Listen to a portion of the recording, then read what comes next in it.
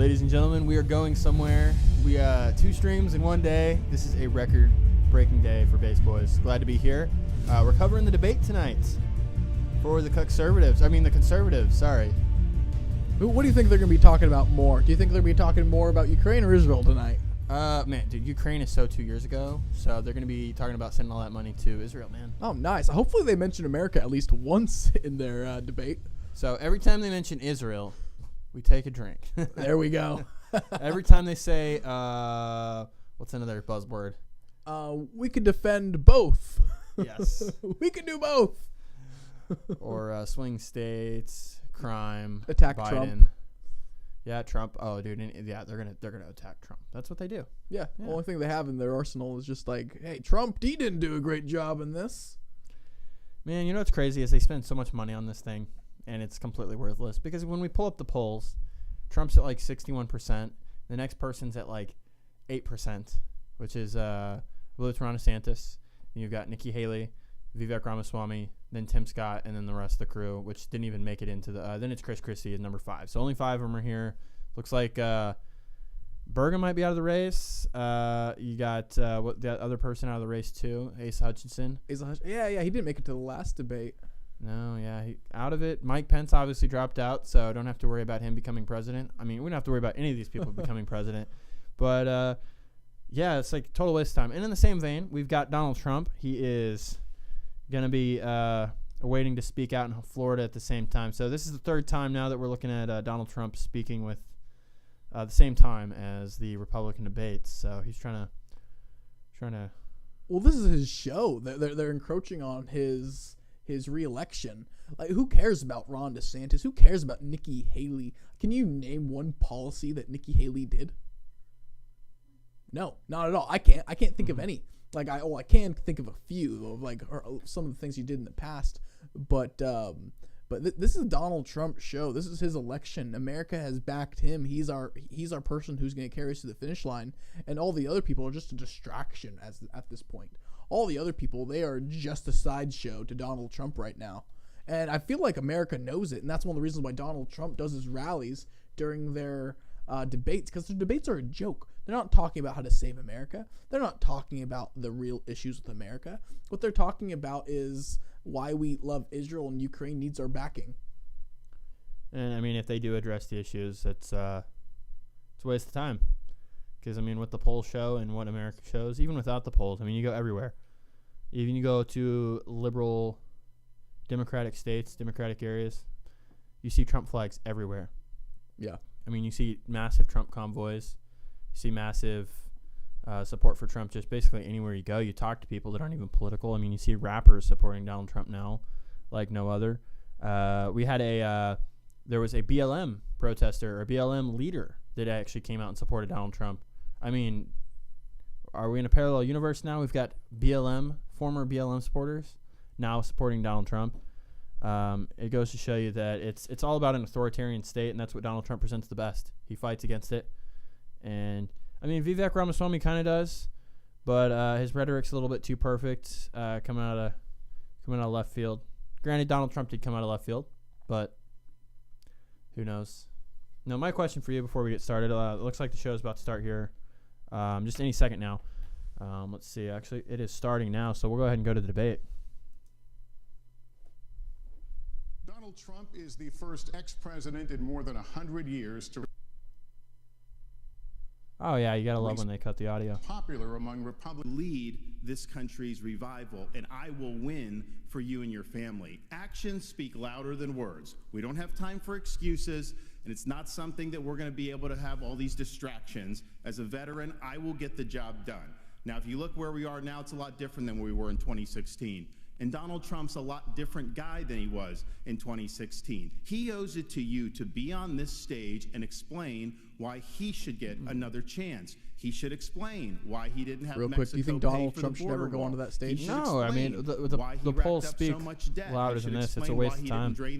If he did, he just legitimized their low polls. I think it's badass that he can prove that he doesn't have to be there and you win. In Florida, I showed how it's that done. simple. 1 year ago here, The reason why I can talk over Ron DeSantis is there's nothing there. It just feels hollow. It feels empty. Miami-Dade County. That's how we have to do it. So I promise you this: as the nominee next November, I'll get the job done, and as president, I will deliver. Your time is up. Let me turn to Ambassador Haley. Let me turn to Ambassador Haley. Why you and not the former president? Well, I think you look at the fact that we're almost $34 trillion in debt. 60% of Americans are living paycheck to paycheck. 50% of American families can't afford diapers. 1 in 6 American families can't pay their utility bills. You have parents who are worried about what's being said or taught to their child in the classroom. There's no transparency.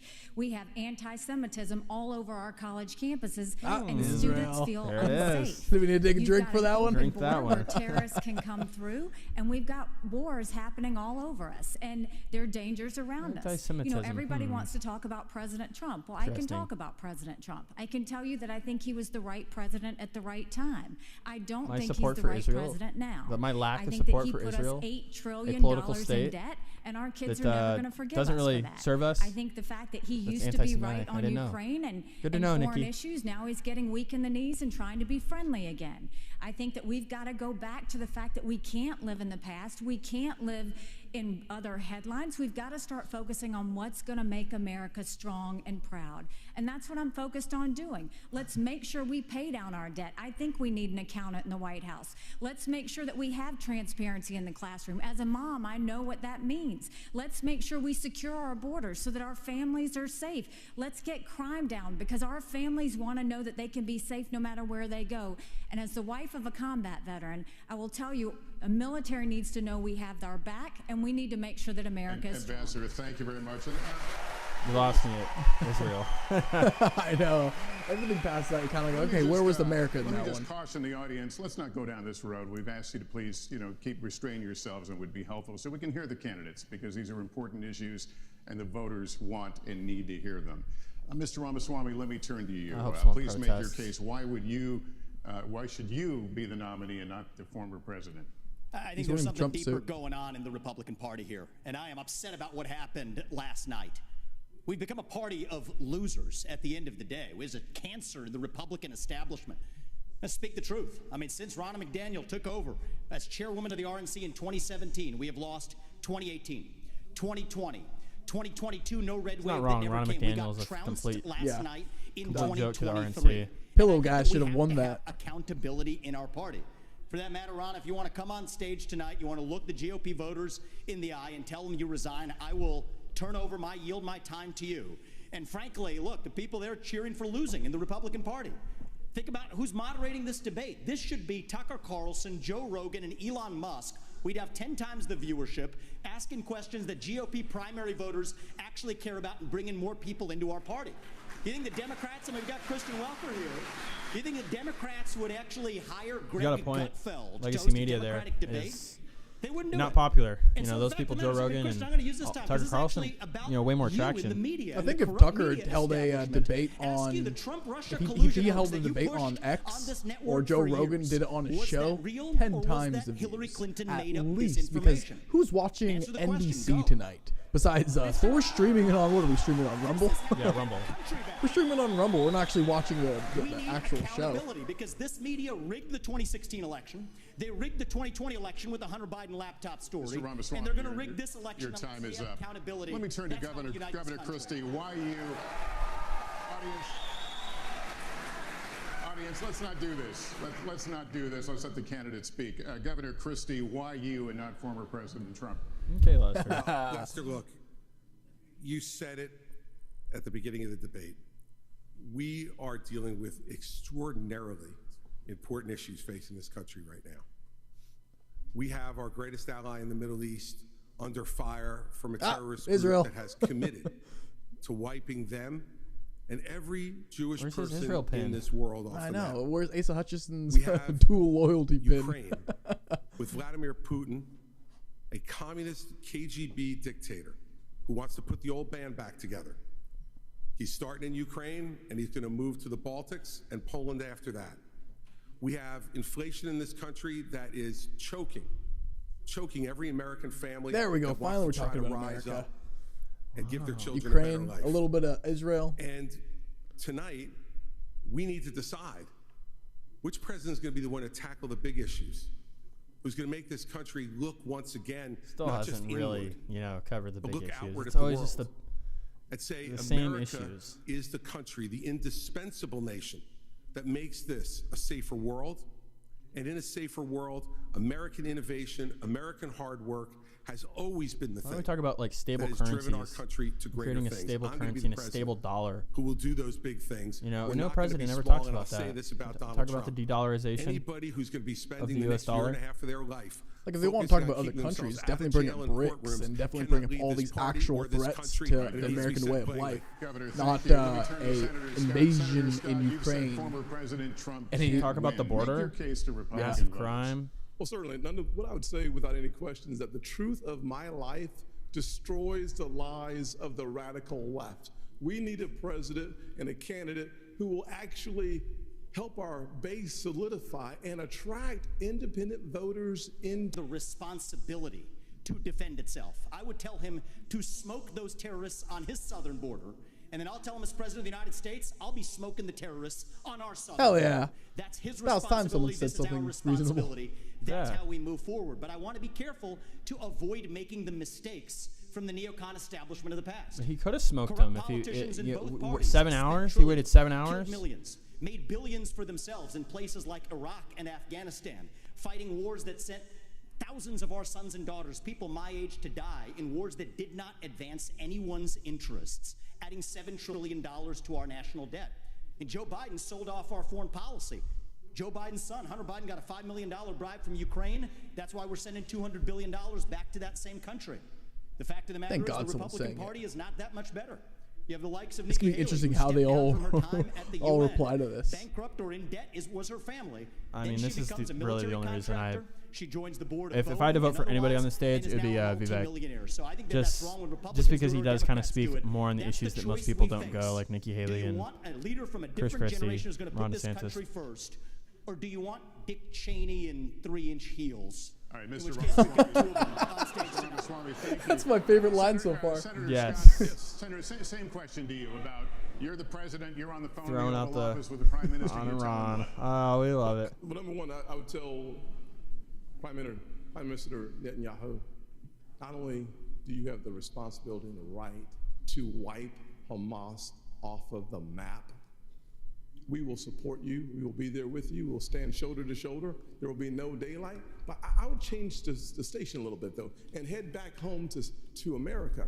I would say to President Biden, diplomacy only is a weak strategy. Appeasement leads to war.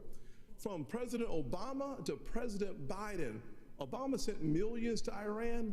Frankly, President Biden has sent billions to Iran. That is why I've said that there's blood dripping from the hands of President Obama and President Biden. I would tell President Biden with great clarity, if you want to stop the 40+ attacks on military personnel in the Middle East, you have to strike in Iran.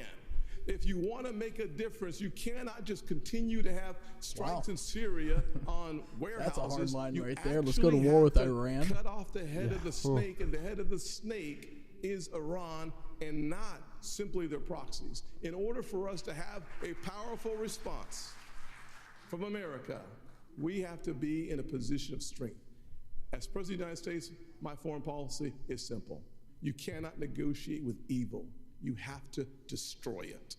All right, Senator Scott, thank you. Governor Christie, I want to get you to weigh in here. Look, Lester, these problems are so big and serious that the first thing I would say to Prime Minister Netanyahu is pretty simple. America is here, no matter what it is you need at any time, to preserve the state of Israel.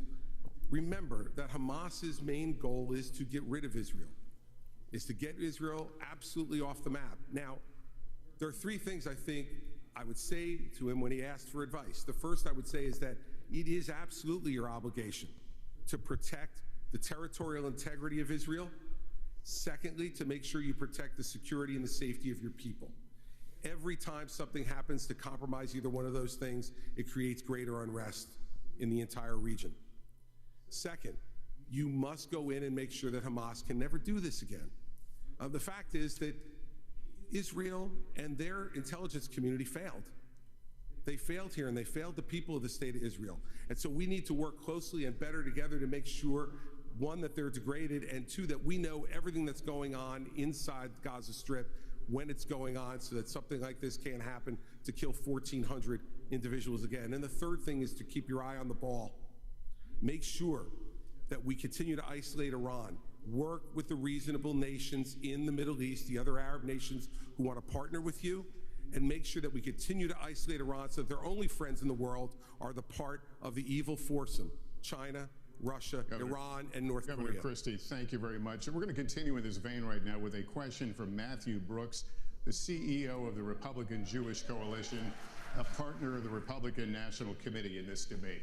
Here it is.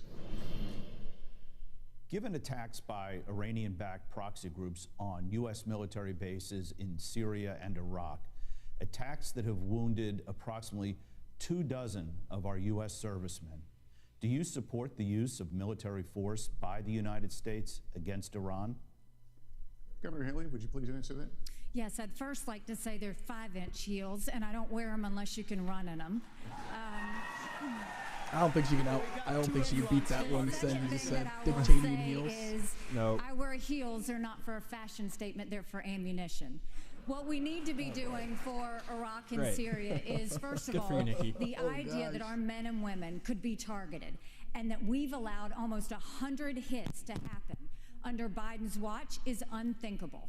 We need to understand this is Iran giving the green light, telling them what to do, and we shouldn't be doing the tit for tat like what Joe Biden has done. We need to go and take out their infrastructure that they are using to make those strikes with, so they can never do it again. Iran responds to strength. You punch them one and you punch them hard, and they will back off. But what we don't need is Biden falling all over himself to get back in the Iran deal, him giving $6 billion to get 5 hostages home, him telling Netanyahu now that he needs a pause or a ceasefire. We don't need him going and sitting there tiptoeing around Iran because he thinks they're going to do something. You don't respond to an enemy and a terrorist with fear. You respond with strength. When you do that, that's when the world pays attention, and that's when Iran people are stops. sick of just sending billions of dollars to all these countries, whether it's Israel, Iran, Ukraine. The U.S. launched another one of its limited airstrikes against targets in Syria, this time Iranian-linked facility. How far would you go militarily to hold Iran accountable? Well, first, Matt, thanks for your question, and I appreciate what you've done over the last month. I know it's been very difficult for the community, and appreciate you guys rallying together in difficult times. I actually served in Iraq back in the day, and we had Al-Qaeda in Iraq. You had Shia militias that were funded by Iran that were killing hundreds and hundreds of U.S. troops. And as Commander-in-Chief, I am not going to put our troops in harm's way unless you're willing to defend them with everything you have. Biden has them out there. They're sitting ducks. He's doing glancing blows. That's just inviting more attacks from the Iranians. I would say you harm a hair on the head of an American service member, and you are going to have hell to pay. We are not just going to sit there and let our service members be sitting ducks, and that's true whether it's with the Iran military-industrial or whether complex. it's any country on 2019, she joined the board of directors for Boeing. People who defend us. That's a nice big military contractor. We're We're all looking a little deeper and see exactly what else she did. Please watch. Jewish students across the country are threatened and under attack. What do you say to Jewish students on college campuses who feel unsafe given the dramatic rise in anti-Semitism? And what do you say to university presidents and college presidents who have not met the moral clarity moment to forcefully condemn Hamas terrorism? Mr. Ramaswamy, would you like to take that one? Absolutely. I think the scourge of anti-Semitism across this country, including at places like my alma maters and places like Brooklyn Bridge in New York, it's sad to see, but here's what history teaches us. Anti-Semitism is a symptom of a deeper cancer in a country and a society that is lost, and we are lost. Several years ago, when I wrote my first book, I was talking about the anti-Semitism they reference in regards to Palestinians in a nation that's lost. I can't agree with what he says there, because you have these Palestinians coming over here. You see the large Palestinian protests, now, I think it's really and they're misguided under what not censorship. I mean, what's good about Palestine? Leadership What's good means about the fill nation of that void Palestine? I with mean, it purpose really and isn't meaning.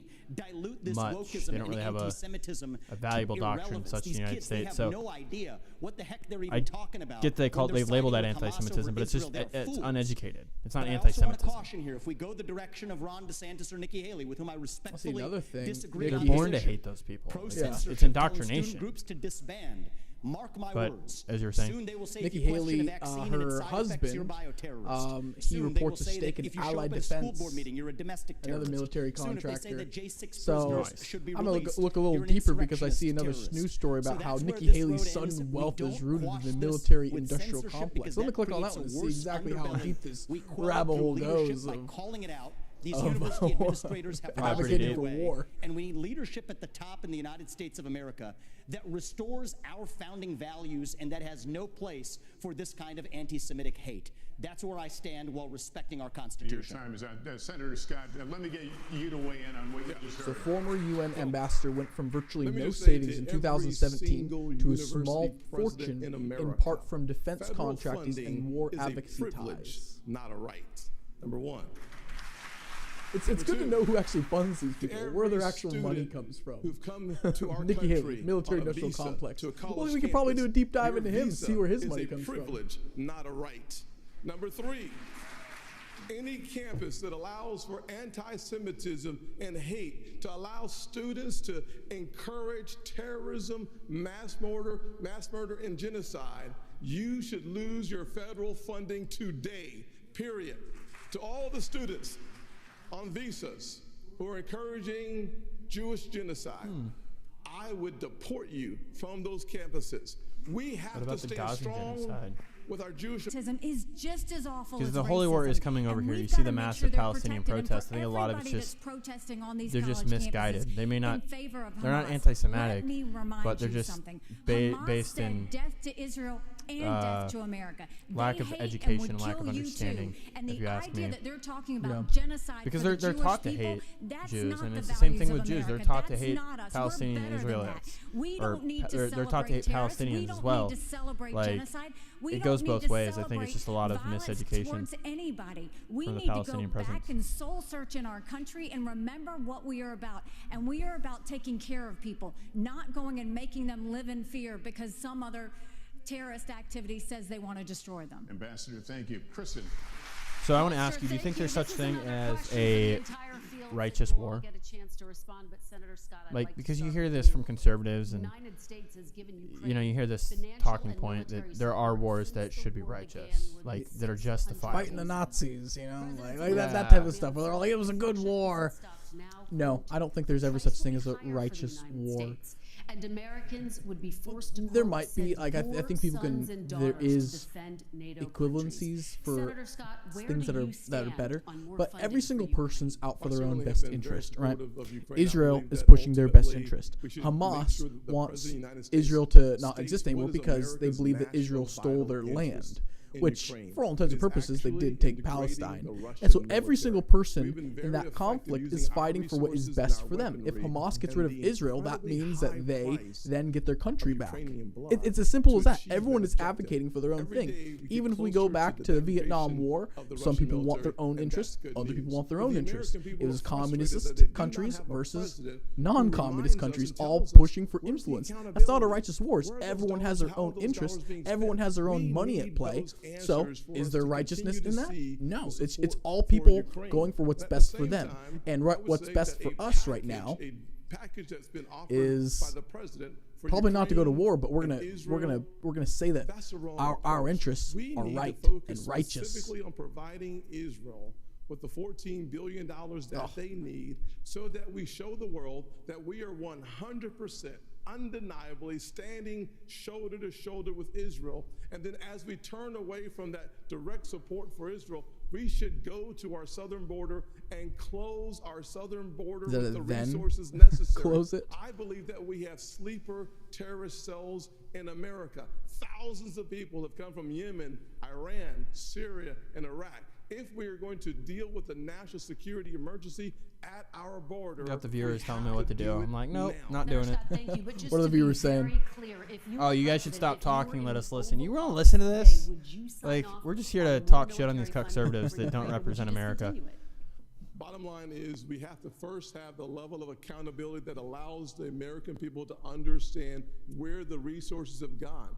Number one. Number two, after we have that responsibility taken care of and accountability, then we have an opportunity to look at the overall strategy that helps us degrade the Russian military while we use our resources and, frankly, keeping Back to Ukraine. our Nice. NATO partners safe from the Russian military is absolutely essential, as you understand Article 5 would require to support and to defend. Let's take a quick break and see what Donald Trump's saying. When countries were sending their young, strong people that had bad intentions, we didn't let them do it. And the countries paid hell for it, but we kept it and we had no problems. And then you look at what's been taking place now, and you look at the millions and millions of people that are coming into our country totally unchecked. Nobody knows who they are.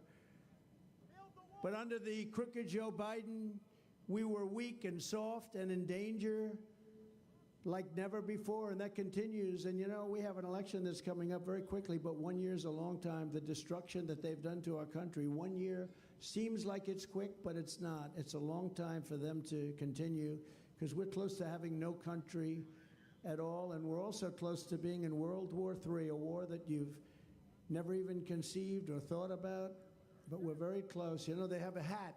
I saw it the other day. It said Trump was right about everything, and I said, well, that's a big statement. And then you think about it, and I sort of was right about everything. Russia, Russia, Russia hoax, the whole thing.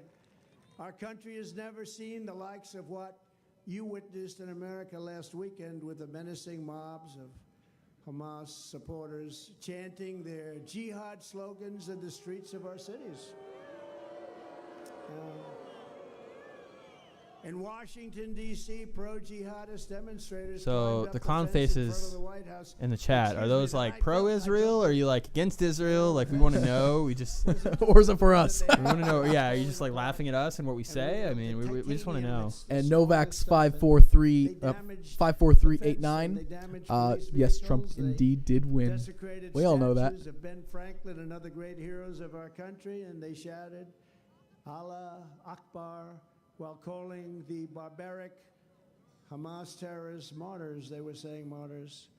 In times like these, you can't afford to have a president who wants to be politically correct. We have to do things properly. We cannot have an administration that takes foreign policy advice from Ilhan Omar or Rashida Tlaib. Can't do that. Can't do that.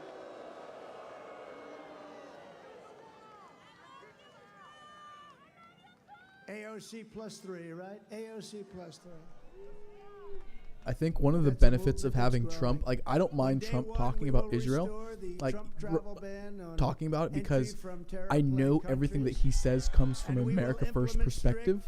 And so when he talks about it, it's not like Nikki Haley, where she's banging the war drum saying, let's go to war for Israel. When he's Burn it down. Burn them down. Level Gaza. Yeah. And when he talks about it, he's like, I want peace. Yes, we're going to support Israel, but America always comes first. And I'm going to secure that border for you. It's not Israel first, and then maybe we'll think about America after we fix all of Israel's problems and go to war for them. It's what is best for America. That's one of the reasons why it's a little different when he talks about something rather than the Republican national debate. If you want to abolish Israel, if you sympathize with jihadists, then we don't want you in our country. And thank God someone's saying that. We are not going to let you come into our country. Thank God. We need more of that Muslim ban that he had. Radical. He's going to make a radical change to our immigration policy. I was looking a little earlier as to what he's going to be doing. Started destroying our it's going to change quite a bit. Other places. We put you on notice. Come 2025, we will find you and we will deport you.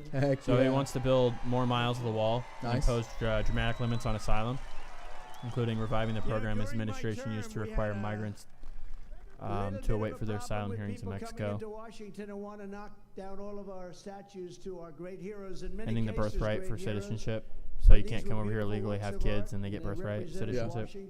Doesn't work that way, buddy. And they came in and they started getting. And he wants to deport. Mass deportations. Have we ever seen this in United States history? No. It'll be a first. Jefferson, Trump making history once again. The Jefferson Memorial, little things like that. And I was able to find an old law, because only old laws are tough. Our current laws are weak. They're weak. They're for. And then he wants to vet them ideologically. Ideologically. You hear about this? So So basically, like, you don't want to let people in based off their ideological views. And I immediately had a press conference. I signed it and I enacted it. First time in almost 100 years. It's going to be difficult, but I think it can be done. That's if, they don't cheat in the election. You go to jail for 10 years with no probation, no anything. You go for 10 years. And you all remember that. And as soon as I signed it, everybody ran away. That was the end. We had no problem. I'll never forget we signed it. Are they waving Israel flags yet? No, okay, not yet. One of the most beautiful That's just Chris Christie talking. It's not important. They had ropes, you know what I'm talking about. And they were all set to do something, and they heard about this, and they got off that thing so fast you wouldn't believe. And they all left. We ended the problem. I will also quickly cancel the student visas of all Hamas sympathizers on college campuses, which have been infested with radicalism like never before. College campuses. On day one, I will stop the invasion of our southern border. We will stop it. Think of this. 1.5 million people, in my opinion, are coming in every 2 months. I think the number's going to end up being not 3 million people, not 5, not 7, not 10 that you hear.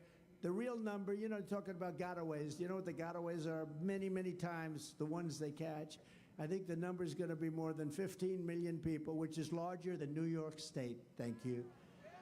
Under Biden, the United States has become the dumping ground of the world. Inmates are being emptied out of their prisons, insane asylums, and mental institutions, and they're pouring into the United States. Think of it, empty insane asylums. That's a bad word. My people say, please don't use those words, sir. Why? Because it's so nasty. Well, that's true. Now, an insane asylum is Silence of the Lambs. Anybody ever hear of Hannibal Lecter? He was a nice fellow, but that's what's coming into our country right now. And mental institutions, which is a number of degrees below that, and prisons and jails, there's a little difference. And they're coming in at levels never seen before, probably never seen before in any country. Jobs by having high-tech manufacturing come back to America, decoupling from China, so that we focus our attention on creating that industrial revolution that will be necessary for us to achieve the goal of having a military that is ready to be lethal and come home safe. Thank you, Senator. Mr. Ramaswamy, I'm looking for specifics. What would you build? Where would you build it? When would they be in the water? How big would the fleet get? First answer is end the toxic divest to invest program. For people who don't know about that, we're decommissioning ships in the South China Sea. The foundation of war is economics. Rebuild our defense industrial base at home. But here's the dirty little secret. Our actual defense industrial base depends on China for the supply chain, for the F-35 jets, for the ships that we're building. Think about this. Why are we stockpiling that if it isn't to actually be strong against our enemy, China? We depend on them for that. Just like we depend on them for pharmaceuticals, just like we depend on them for semiconductors.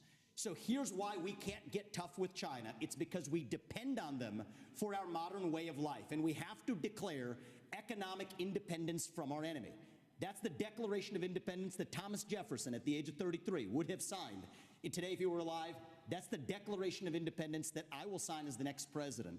I do have to recognize that Ron DeSantis was correct about acknowledging Nikki Haley's tough talk when she was ambassador to the UN, calling China our great friend, bringing the CCP to South Carolina.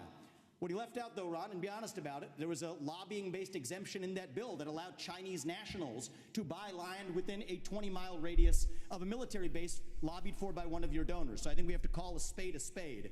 We need politicians who are independent of the forces that increase our dependence on China. My message to Xi Jinping is this. You are done buying land in this country. You will not donate to universities in this country.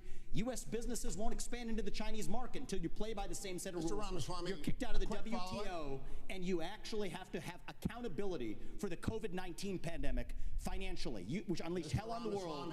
We have to hold them accountable. Do you have a number and a plan?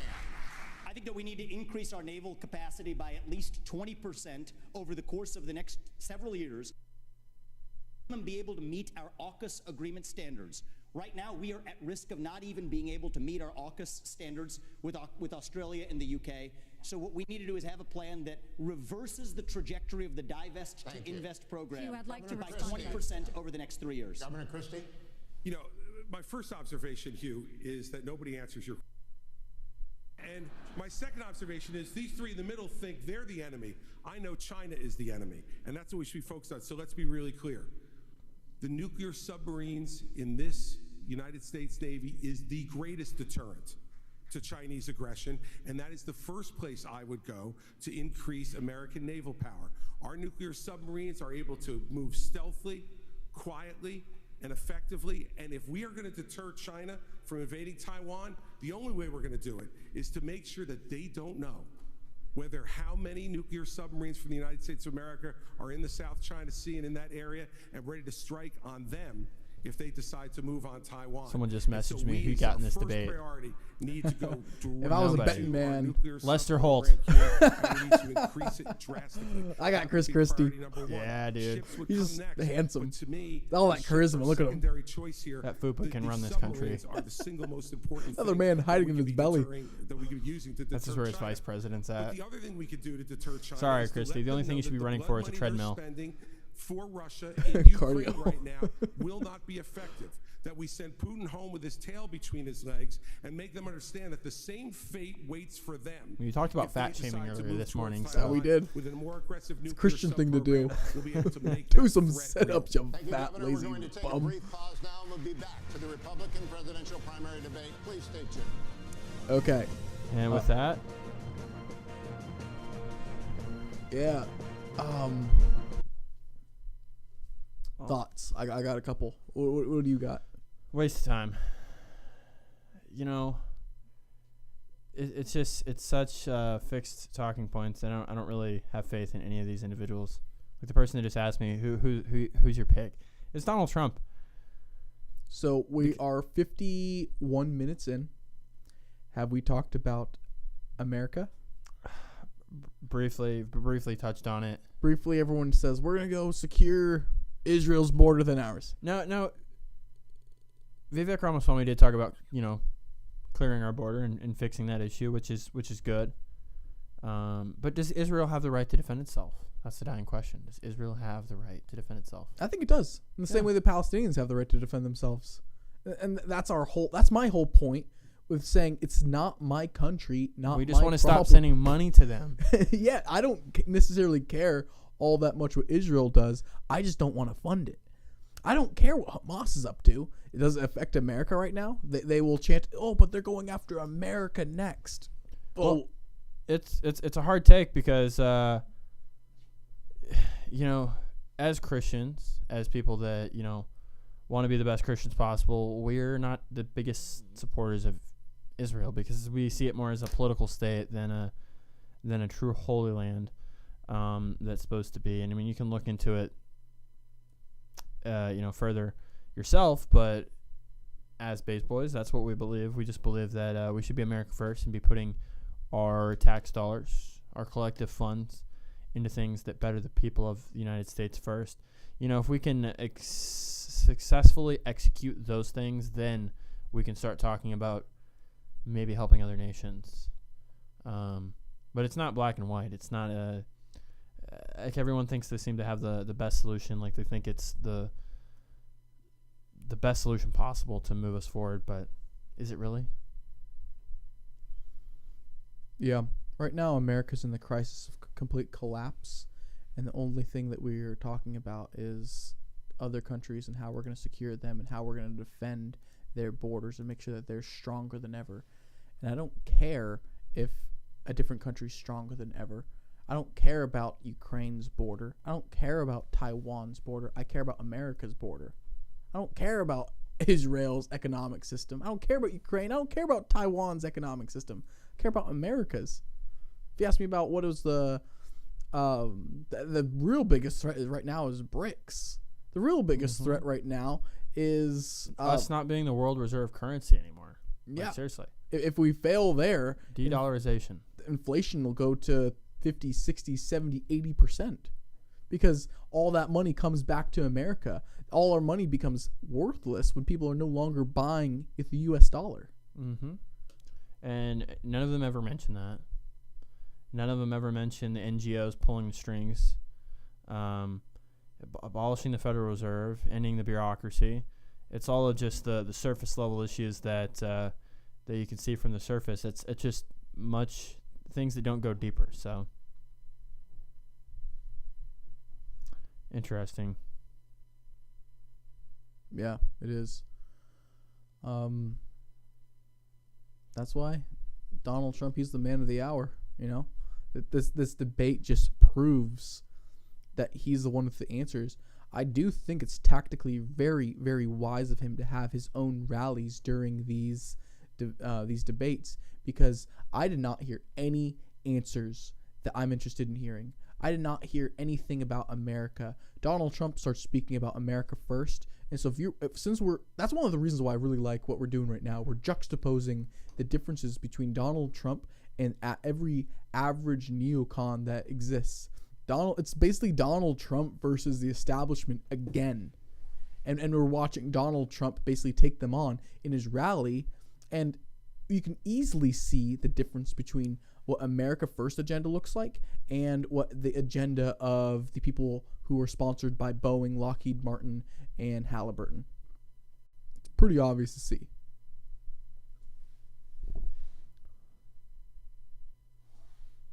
Let's go into tune into Donald Trump here. The minds of American young people. No, let's tune into this. This country, and they're doing it intentionally.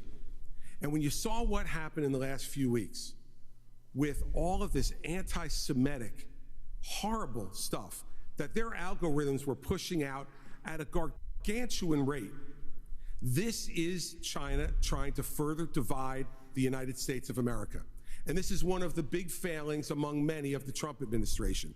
He talked tough about TikTok. I heard him do it many times. But when it came down to it, he did not ban them when he could have and should have. And now since then, we've had an additional nearly 6 years of this type of poison being put out throughout the United States, even putting aside the spying, which we know is going on, and the theft of American personal data and information. So in my first week as president, we would ban TikTok. They want to go ahead and sell it?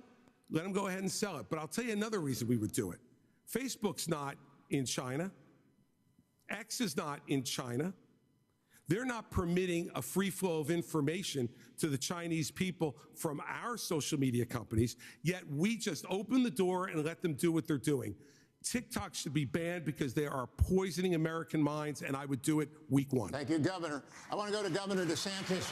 Would you ban or force the sale of TikTok, regardless of whether or not China allowed American apps to operate in China? Yes, I think that China is the top threat we face. They've been very effective at infiltrating different parts of our society. So my policy on China and the Chinese Communist Party is very simple. We win, they lose. And in order to do that, it's not just military, it's economic, and it's cultural. And as the dad of a 6'5" and a 3-year-old, I'm concerned about the data that they're getting from our young opportunity to give their kids permission under 14 to be on those apps. I think it's incredibly important for us as Americans to take back control of the information, especially of our kids. Where does it go? We should know that. One of the ways that we get to know that is by having a parental consent. But if we can eliminate TikTok, that is a first step. But it's not just TikTok. China continues to spy on our kids, but they're also buying our farmlands. We talked about that several times there. We have to make sure that we use the tools that are in our toolkit to stop China from buying farmland near our bases. The third thing we have to do is make sure that they stop stealing our intellectual property. They're literally stealing our IP to compete against us. My administration, we stop that day one, and we start making sure that we create six-figure income for jobs made in America through my strategy. Kristen. Hugh, thank you so much. We're now going to talk about Venezuela, where millions have fled political and economic turmoil. Many Venezuelan immigrants are settling right here in Florida. Former President Trump and President Biden have taken different approaches to Nicolas Maduro's regime with little result. Former President Trump put economic pressure on Venezuela and backed one of Maduro's rivals. President Biden temporarily eased sanctions to encourage electoral reforms. Governor DeSantis, do you see the political situation in Venezuela as a threat to the United States, and what would your approach be? We should never rely on Venezuela for oil like Biden has had to go beg. I'm going to unleash all of America's energy potential. On day one, I'm taking all the Biden regulations, the Green New Deal, ripping it up and throwing it in the trash can where it belongs. We're going to lower your gas prices. We're going to create jobs. We're going to lower energy costs, but we're also going to be more energy independent and secure. We'll choose Midland over Moscow. We'll choose the Marcellus over the Mullahs, and we'll choose Bakken over Beijing. That is good for America's national security. Biden's Green New Deal, that's good for Venezuela, it's good for Russia, it's good for Iran, and it's good for China. So I would turn the screws on the Venezuelan regime. I think it's a corrupt, dictatorial regime, and we should never go hat in hand begging for oil from them. Just to be clear, would you reimpose the sanctions? Yes, absolutely. Ambassador Haley, what would your approach be? You know, I stood on the Simon Boulevard Bridge and watched thousands of Venezuelans cross for hours in the hot sun, holding their babies to get the one meal they might get that day, going from Venezuela to Colombia. They were fleeing socialism and begging for freedom. We need to make sure that we do everything we can to sanction Maduro. We shouldn't be getting dirty oil, and Biden just gave 500,000 Venezuelans temporary priority status, which is just going to have more of them come. But on the energy side, it cracks me up that Ron continues to do this. He has opposed fracking. He's opposed drilling. Last time he said it wasn't true, and everybody found out that it was true. He opposed it before Florida voters even voted on it. He was praised by the Sierra Club, and you're trying to make up for it and act like you weren't a liberal when it comes to the environment. You were. You always have been. Just own it if that's the case, but don't keep saying you're something that you're not. Let me respond to that. Our whole energy plan, you can't get the shale without fracking. We are absolutely going to frack, but I disagree with Nikki Haley. I don't think it's a good idea to drill in the Florida Everglades, and I know most Floridians agree with me. You ban fracking. Thank you very much. I'm actually with DeSantis on that Thank one. you. Let's turn to one of the biggest issues for voters. That, of course, is the economy. This is a question that will go to all of you. An Iowa voter recently told NBC News, "How am I going to make sure my pantry stocked without breaking the bank?" Makes it ugly. You've all said the best way to deal with rising prices is to cut government spending. Time about putting But that a would ban take on time it. to It just play puts a out, and ban on all Americans are those struggling drilling right rigs now. that are Senator right Scott, off the coast. I'll start with you. Like, What so would looking you out do the Miami, you moment want you to see take beautiful beach, office or you want to see a to whole help bunch of Americans drill manage rigs the everywhere? cost of living? It So makes we're talking sense about for him short because term here.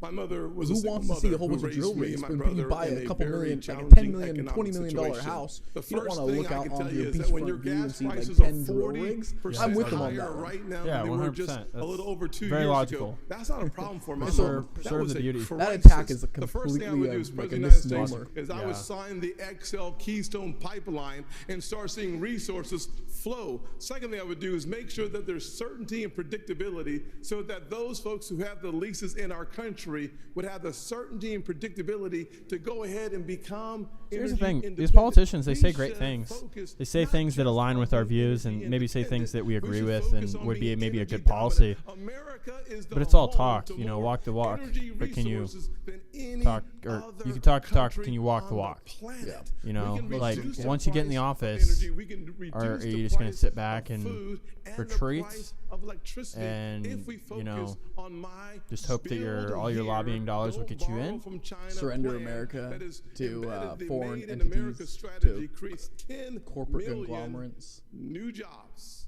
in 3 different areas. One is innovation.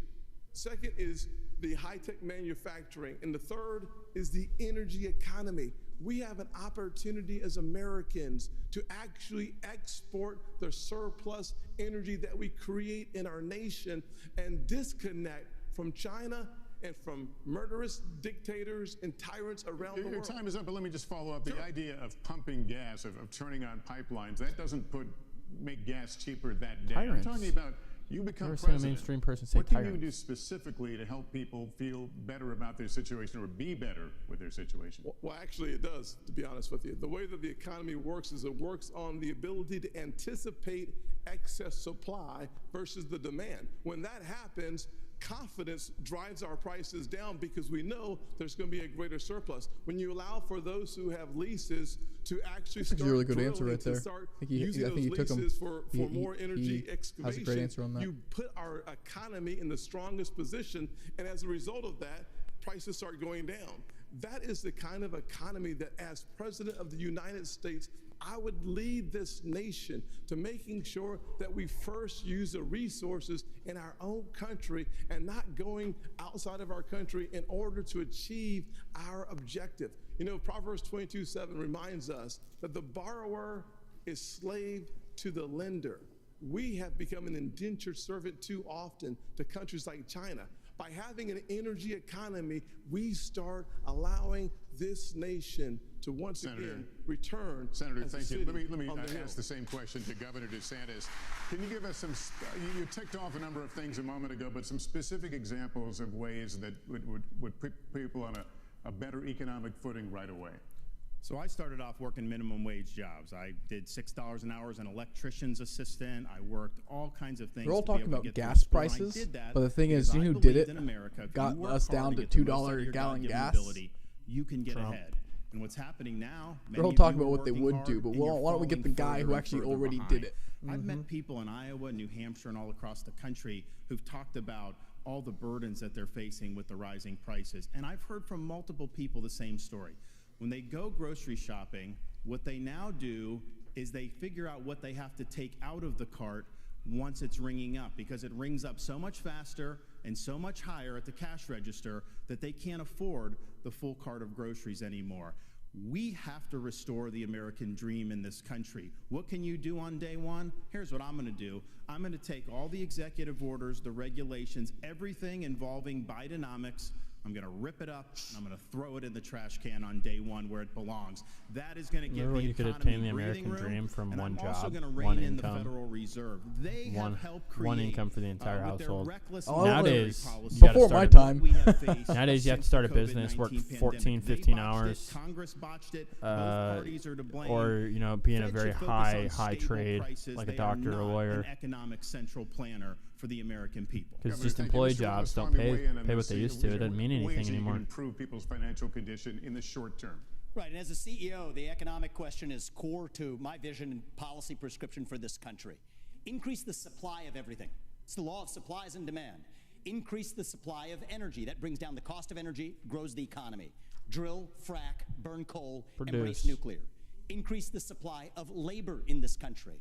Stop using our taxpayer money to pay people more to stay at home instead of to go to work. Increase the supply of housing. People don't talk about this one in the Republican Party. The land use restrictions are constricting the supply of housing. That's making housing more expensive for ordinary Americans across this country. So that's the true answer. And I think it takes a CEO in the White House who actually understands this to get this done. Because Americans at home, they know the Bidenomics is a lie. Prices are going up. Interest rates and mortgages to buy your home are going up. But wages have remained flat. That's the hard diagnosis for our economy. And this is about more than just our economy. I say this as a member of my generation. I'm 38 years old. I'm the youngest person ever to run for U.S. president as a Republican.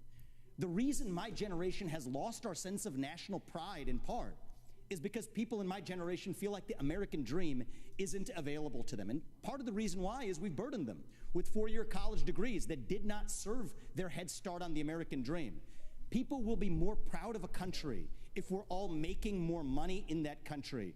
This is how we revive national pride and our identity, and it will take a CEO in the White House with zero-based budgeting, by the way, to take on the federal debt to get this job done. Let me turn to Governor Christie on that. Well, look, Lester, part of the entire premise of the question, and I agree with Tim on this, is absolutely energy is the key to this because it drives every one of those other prices. You know, now food gets to your grocery store, it gets trucked. And those truckers have to pay for fuel and for the higher fuel prices. And when you go ahead and you tell people, we are going to unleash every bit of American energy, every bit of its potential, what happens in the futures markets? The prices go down because those people who are believing that the Biden program will continue are the ones who are bidding this up. And let me tell you the other place that's bidding it. That's my thoughts. Like, I'm not seeing people here who are not bought and paid for by someone. Yeah, and we saw Vivek in it was either the first or the second debate. I think it was the second debate where he's going off and talking about how they're all bought and paid for. And, you know, everybody on the stage is bought and paid for. Yeah. And that's exactly what we need to move towards is, you know, officials that represent we the people, not the corporations, the institutions. So, I mean, you want to vote for these people? By all means, you have the right to do it. But Base Boys, if we could officially endorse Donald Trump, we would. Believe he's the only option. He's not perfect, but he's the man for the job. He has the track record. He has the proven success as the president. So that's what we want to do. And there's a cat live on studio. Hey, cat.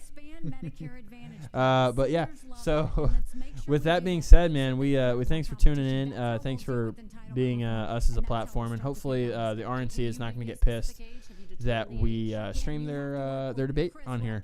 Because you hear that last time they had some issues last time with the second debate with people third party streaming and everything. So you know, it's okay. You guys spend millions of dollars on flowers, so it's okay. RNC, you guys will be fine. So with that being said, thanks for joining in, and we're going to continue just to stream the live debate. So here it goes. Security and Medicare benefits for current seniors intact. I'll tell you how. The other candidates assume, like Nikki, that it can't be done. And on her math, she's right about it. But her math assumes $7 trillion of our $33 trillion national debt going to fight wars like in places like Iraq and Afghanistan. Minus that, our national debt would be $26 trillion right now. Then you go to zero-based budgeting, which I've proposed as a CEO. It's how I've run businesses. It's how many CEOs run businesses. Don't use last year's budget as the baseline. Start with zero as the baseline and then ask what's actually necessary. 75% headcount reduction. Yes, that is severe in the number of federal employees in the Washington, D.C. bureaucracy. Shut down redundant agencies that should not exist. Deliver economic growth as a positive tailwind. I think we can get to 3, 4, maybe even 5% GDP growth if we really take the regulatory shackles off of our economy. And against that backdrop, I believe this is our last best window to be able to take care of our national debt problem through those severe measures, including sacrificing the foreign wars that many bloodthirsty members of both parties have a hunger for. That's the one secret for how we're going to be able to do this, and that requires discipline.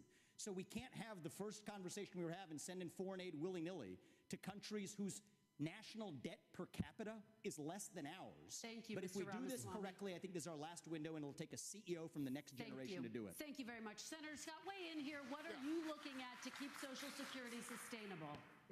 The bottom line is a simple one. We have to grow our economy and cut our spending. Let me just say to my mama and to every other mama or grandfather receiving Social Security, as President of the United States, I will protect your Social Security. The fact is that we're spending today about $1.1 trillion of Social Security, about $750 billion on Medicare, about $300 billion on Medicaid, about $400 billion on veterans benefits, $1.7 trillion on annual appropriations. If we're going to actually tame this tiger, the way you do it is not by picking on seniors who have paid into a program that deserve their money coming back out to them. The way you deal with it is, number one, you have to grow your economy. My plan, Made in America, creates 10 million new jobs, grows our economy at 5%. By doing so, you add trillions of dollars of economic activity and billions of dollars to your treasury. Number two, you have to cut taxes. When we cut taxes in 2017, I wrote the Tax Cuts and Jobs Act. Everybody said, well, guess what? Revenue will go down. Well, in 2018, after we wrote it in 2017, what happened? Revenue went up by 3%, and the next year it went up by another 3%. So what we know is that the Laffer curve still works, that the lower the tax, the higher the revenue. And finally, if we're going to deal with it, we have to take our annual appropriations back to pre-2020, pre-COVID levels of spending, which would save us about $500 billion in the next budget window. By doing that, we deal with Social Security and our mandatory spending. Thank you, Senator. Very quickly, would you raise the retirement age? Would you be open to raising the retirement age, or do you rule that out? All you have to do is go to a farm in Iowa and watch the hard work and the dedication. Yes you or and no, I though, having Senator? a conversation. Yes or the no, answer though? is no, but listen to this, though, before you go on. Thank you. The fact of the matter is that the more physical your labor, a year or 2 or 3 more is actually challenging to the physical body. You and I might have a different perspective, but for those farmers, they're working night and day. Thank you, Senator. I appreciate it. Governor DeSantis, finally to you, would you be open to raising the retirement age, and how would you keep Social Security sustainable? Well, look, as governor of Florida, I know a few people on Social Security, and I know it's important. My grandmother lived till 91, and Social Security was her sole source of income, and that's true for a lot of seniors throughout this country. So what I'd say to seniors in America, promise made, promise kept. I understand what you're going through with the rising prices, and you need that Social Security check. So we'll make sure to get that done. What can you do to help shore up Social Security? One of the things that's causing problems is the inflation. We have to reduce inflation. When you have higher inflation, the seniors get a cost of living adjustment, which means the program's spending more, but it doesn't cover the increase in the actual inflation rate. We also do need to get to at least 3% growth. You're never going to be able to have issues, be able to solve the budget without that. But I would note this. Congress for decades took money from Social Security. Social Security would have more tax revenue than it put out. They would take it and then they'd write an IOU to Social Security. Congress has a lot of dirty hands on this. I'm going to force Congress to stop spending so much money. And you know, one thing we have to do when we talk about the retirement age is just something that's changed in the last 4 or 5 years. Life expectancy in the United States is declining. So, Governor, in this yes country. or no? Would you raise it? Would you raise the retirement age? When life expectancy is declining, I don't see how you could raise it the other direction. So it's one thing to peg it on life expectancy, but we have had a significant decline in life expectancy in this country, and that's just a fact. All right, Governor DeSantis, thank you. Thank you, candidates. And we will be right back after a quick break from Miami, Florida.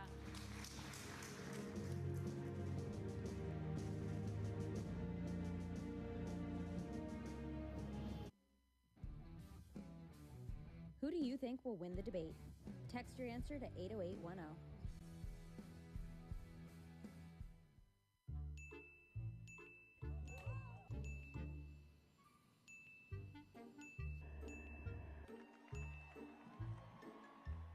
We all like free stuff, especially free trips.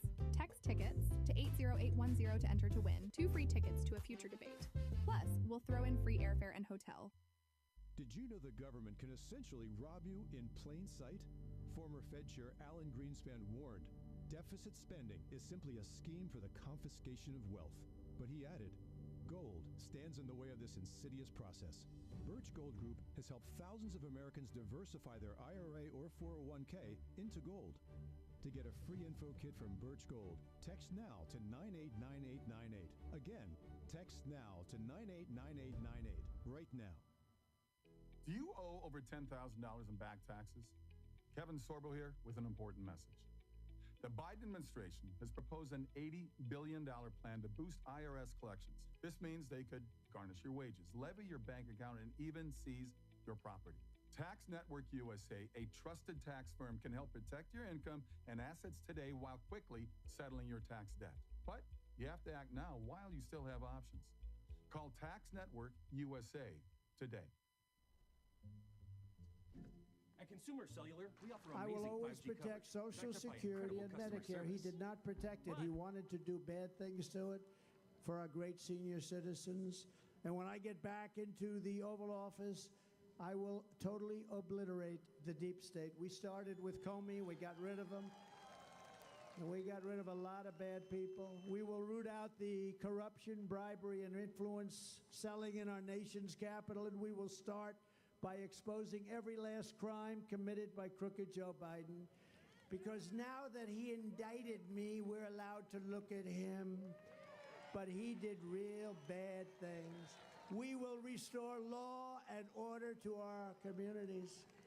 And I will direct a completely overhauled DOJ to investigate every Marxist prosecutor in America for their illegal, racist, and reverse enforcement of the law. On day one, I will sign a new executive order to cut federal funding for any school pushing critical race theory, transgender insanity, and other inappropriate racial, sexual, or political content onto our children. And I will not give 1 penny to any school that has a vaccine mandate or a mask mandate.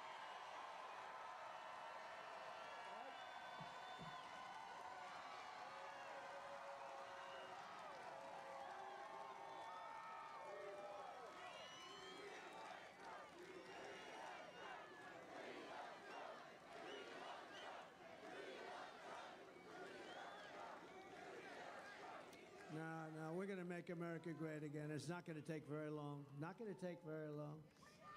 And I will keep men out of women's sports. Is that okay?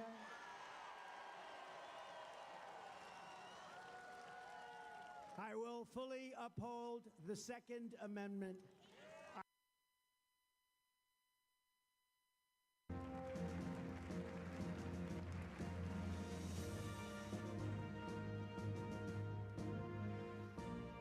Welcome back to tonight's NBC News. Of action, we need to. We're declaring it a national emergency on day one. I'm sending U.S. military to the border. I'm going to stop the invasion cold. I am going to deport people who came illegally. And I'm even going to build the border wall and have Mexico pay for it like Donald Trump promised. How are you going to do it? Yeah, Mexico's not going to fork over money. We're going to impose fees on the remittances that foreign workers send to foreign countries. We'll raise billions of dollars. I'll build a wall. But we are going to designate the cartels to be foreign terrorist organizations or something similar to that.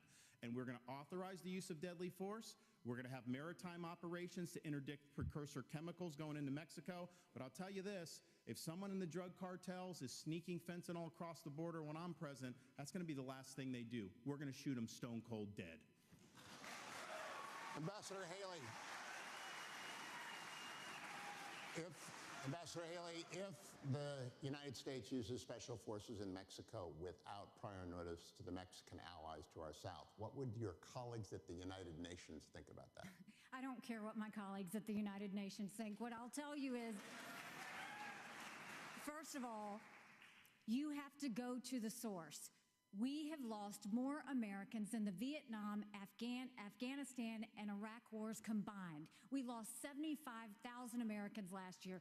Go to the source. It is the reason why we'll continue to say we will end all normal trade relations with China until they stop murdering Americans. You watch how quick that flow stops. The second thing is we'll send special operations in to take out the cartels. We need to go to where they're distributing it, where the supply centers are, and take them out. We'll put 25,000 more Border Patrol and ICE agents on the ground and let them do their job. We will defund sanctuary cities. We will go back to the Remain in Mexico policy so that everybody stays in Mexico and they never get here in the first place. And instead of catch and deport, we'll go to catch and release. Instead of catch and release, we'll go to catch and deport. That is the way we'll deal with the border. Those are the things that we have to do going forward. But I do agree with Chris. One of the first things that we have to do is really focus on mental health and addiction centers. It is something that is needed in our country terribly because we don't deal with mental health, and someone who doesn't get care for mental health falls into addiction, and we owe it to them to treat it like the cancer that it is. Mr. Ramaswamy, special forces in Mexico, shoot them stone cold dead at the border? One thing I just want to say in how we're talking about this issue is, like Ron, I've actually met many parents across this country who have lost their kids to laced pharmaceuticals that have fentanyl in them. The only thing I would ask, Ron, I think you'd be on the same page with me on this. Let's not even call that an overdose. Right. That is not an overdose. That is poisoning. If you put that fentanyl in a Big Mac, we would not call that an overdose. You'd call it what it is. It's closer to bioterrorism. And I say that because as it uniquely relates to this crisis, that does warrant more aggressive means to deal with it. So there's a new presidential election in Mexico in 2024. People may not be aware of that. It's going to be someone other than Obrador, who has been a disaster in Mexico. I think he's even mentioned me obliquely in speeches to say that somebody who would do this shouldn't get anywhere near the White House. Well, AMLO, get out of the way. There's going to be someone else in charge. I hope to build a good relationship with that next president of Mexico. We'll use our own military to seal our own southern border.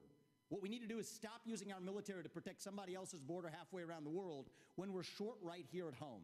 Get serious about protecting this border. And then the other thing that hasn't been discussed is the northern border. I'm the only candidate on the stage, as far as I'm aware, who has actually visited the northern border. There was enough fentanyl that was captured just on the northern border last year to kill 3 million Americans. So we got to just skate to where the puck is going, not just where the puck is. Don't just build the wall, build both walls. Can't just complete the wall, use the military to seal the Swiss cheese for the tunnels that they're actually building underneath that wall. Thank you, That's Mr. what needs to be Ramaswamy. practical and actually get this job done. Thank you. Kristen. Thank you, Hugh. Let's talk now about last night's election results. Abortion rights supporters saw victories in Ohio and Virginia following earlier wins in states like Kansas and Kentucky. Governor DeSantis, first to you, how do you see the path forward for Republicans on this issue? Well, I stand for a culture of life, and I understand that it's important that everyone gets a shot. I'm reminded of a story about a young mother who was struggling in Jamaica about 45 years ago. She was counseled to not have a baby because she was poor, baby wouldn't have opportunity, and she came close to have an abortion, but she decided to have the baby, born poor in Jamaica.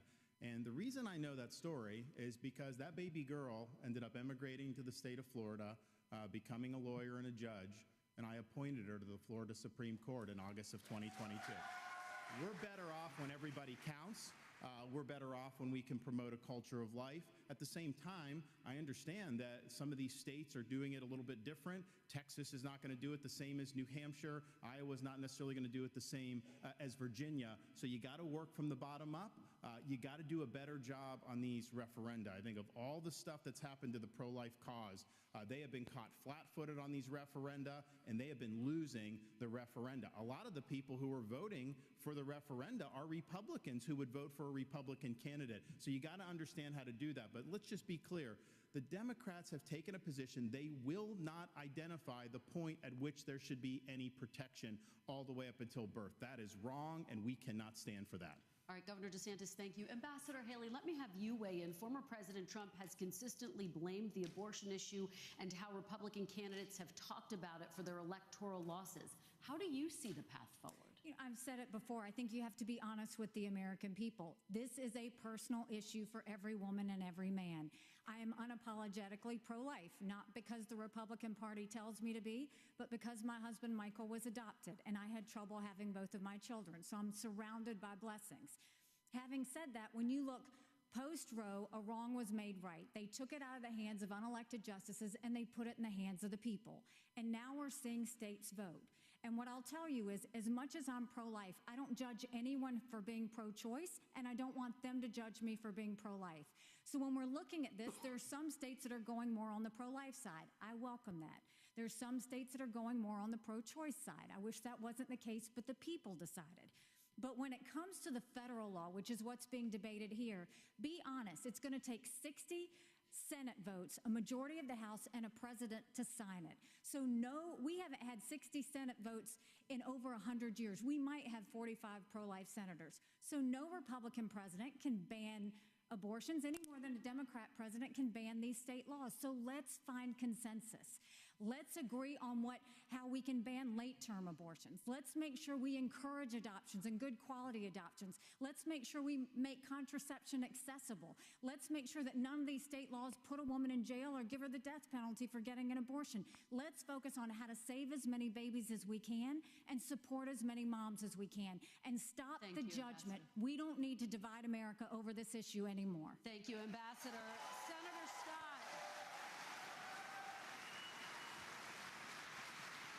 Senator Senator Scott, I'd like you to weigh in. How do you see the path forward, and what do you make of what Ambassador Haley just said? Do you see this as a consensus issue? Well, I'm 100% pro-life. I have had 100% pro-life voting record. I would certainly, as President of the United States, have a 15-week national limit. I would not allow states like California, Illinois, or New York to have abortion up until the day of birth. I certainly wouldn't not allow for governors, former governor, Democratic governor of Virginia, who talked about infanticide. We need a 15-week federal limit. 3 out of 4 Americans agree with a 15-week limit.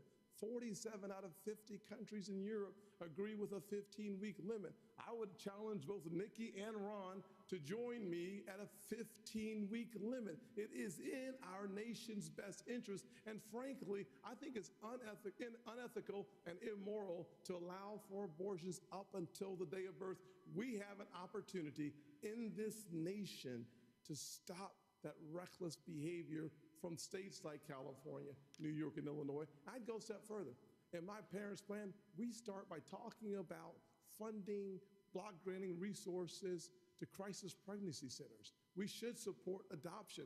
There are a number of ways that we can say to the expectant mother that we stand with you. We should not only be pro-life before the child is born, we should be pro-life after the child is born just as much. Senator Scott, thank you. Ambassador Haley, your name was invoked. Would you support a 15-week federal limit? I would support anything that would pass because that's what would save more babies and support more moms. But you have to be honest with the American people, and I appreciate that Tim keeps calling me out for this. But Tim, there was a bill last year. Lindsey Graham sponsored it. You didn't even co-sponsor the bill. And then when you first were interviewed on this, when you ran, you wouldn't even say you were for 15 weeks. What I'm saying to the American people is, let's see what we can agree on. Let's bring people together and decide what we can agree on. I will sign anything where we can get 60 Senate votes, but don't make the American people think that you're going to push something on them when we don't even have the votes in the Senate. It's important that we're honest about that. Let me go to Mr. Ramaswamy. Would you support a 15-week federal ban, and what is the path forward on this issue? I just wanted to say, I mean, I think Nikki Haley did invoke being honest, and I at least want to give credit to Tim Scott. He's honest about where he stood, and I think you should be honest, not making a political calculus, but to say, if a bill is served up, would you sign it? Here's my view on this. Speaking as a man, they say men have trouble speaking on this issue. I don't think we need to be that way. It was my home state of Ohio, I'm upset about this, yesterday, that passed a constitutional amendment that now effectively codifies a right to abortion all the way up to the time of birth without parental consent. Why? It's back to that Republican culture of losing. The Republicans did not have an alternative amendment or vision on the table. I know Ohio. I was born, raised, and I lived there. It's representative of the country. If in the state of Ohio we talked about access to contraception, adoption, and also here's the missing ingredient in this movement, sexual responsibility for men.